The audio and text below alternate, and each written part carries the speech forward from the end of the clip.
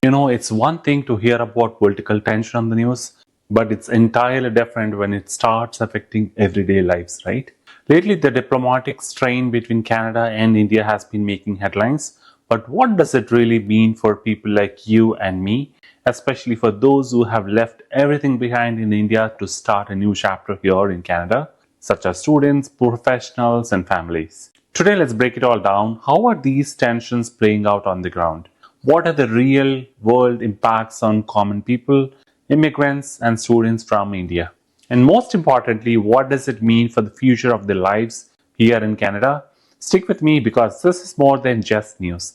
It's about lives being turned upside down. So let's start with a bit of context. In recent months, diplomatic relationship between Canada and India have been strained, to say the least. We have seen exchanges between leaders, accusations, and a lot of tension brewing in the media. For most people, it just sounds like a political issue playing out at the top. But if you scratch beneath the surface, it's having a ripple effect on the ground, especially for the thousands of Indian immigrants and students who call Canada home. Imagine this, you spent years planning your move to Canada. Maybe you are a student who got into the dream program or a skilled professional who landed a job after months of interviews. You feel excited, hopeful. And then suddenly the place you have come to call home and the country you grew up in are not seeing eye to eye. And you start wondering, what does this mean for me? Will I be caught in the crossfire? Let's start with students because their story is particularly close to many of us. Picture this, a student, let's call him Rohan, who came to Canada last year for his master's degree. He was full of energy, eager to experience life here, and had a big dreams of working in tech after graduation. But now, with this diplomatic strain, he's worried. What if visa renewals become difficult? What if work permits get delayed? What if he can't visit his family back home for a while because of new restrictions? You see, for students like Rohan, the impact isn't just about their studies, it's about their future. Many come here with the hope of building a career, gaining international experience, and maybe even settling down. But with the political climate so tense, uncertainties have crept in. While there have not been any official changes to student visas yet, that lingering what if can be incredibly stressful. And imagine being a parent back in India, hearing all these news reports. Wouldn't you be worried sick about your child living so far away in a country that's suddenly not on good terms with yours? Now let's shift to those who have migrated to Canada and are working here. These folks have taken a different leap of faith, many leaving behind stable jobs, close family ties, and familiar surroundings in India. And just when they start to find their footing here, this diplomatic conflict happens. Take, for instance, a scenario involving someone like a software engineer in Toronto. She might have moved here 2 years ago with her husband and got a job at a tech company.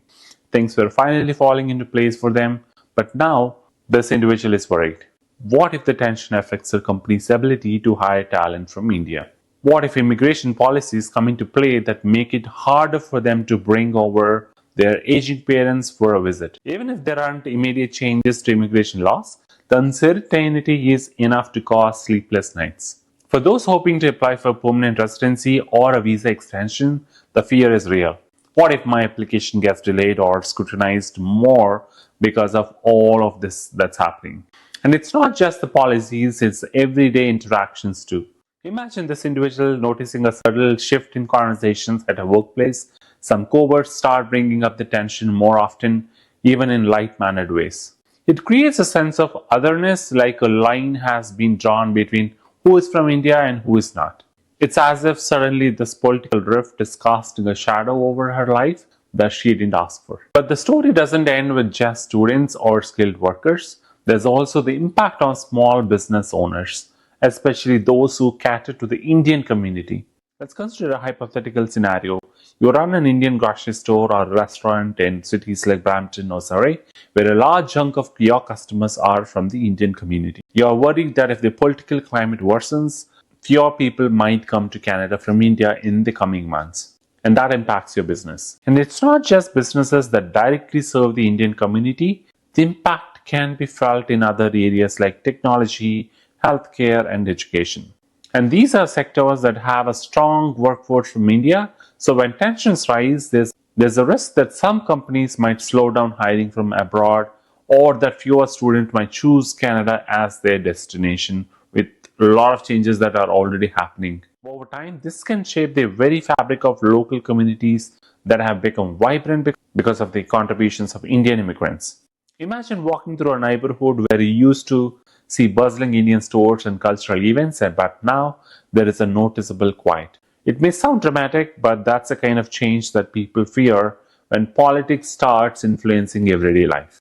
And beyond the practical concerns, let's talk about the emotional toll. It's not easy feeling like you are caught in the middle of a dispute between two countries you care about deeply. For many Indian immigrants, Canada represents a fresh start, a new life where you can build something for yourself. And at the same time, India is home, where your roots are built. The strain between these countries can create a sense of isolation, like you don't fully belong anywhere. Imagine about this guy who might have moved to Canada with his family a few years ago and was starting to feel like he had a place here, but now he finds himself hesitating to speak up about his thoughts on this issue, even amongst the friends. He worries about being judged or seen as too Indian or not Canadian enough. It's this unspoken tension that makes everyday life a little more uncertain, a little more complicated.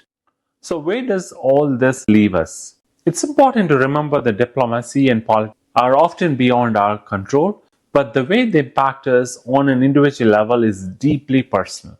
For many, the hope is that this tension will ease over time, that cooler heads will prevail, and that the focus will shift back to collaboration and understanding.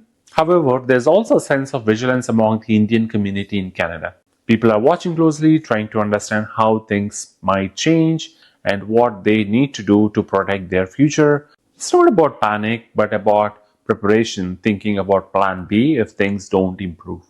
So, to everyone out there who's feeling the impact of this diplomatic rift, know that you're not alone.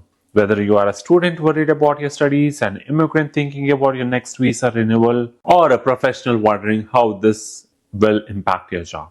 These concerns are valid and it's a challenging time, but there's a lot of strength in the community in leaning on one another and sharing our stories. If you're going through something similar, share your experience in the comments. Let's build a space where we can support each other through this uncertainty. And hey, remember, political climates change, but the resilience of people, that's something that remains. Thanks for sticking with me through this conversation. If you found this video helpful or if it made you think about things a little differently, give it a thumbs up and subscribe. We will keep talking about things that matter because at the end of the day, it's about understanding each other's stories, no matter where we come from. Take care and let's keep the conversation going. And thank you for watching Great Tales.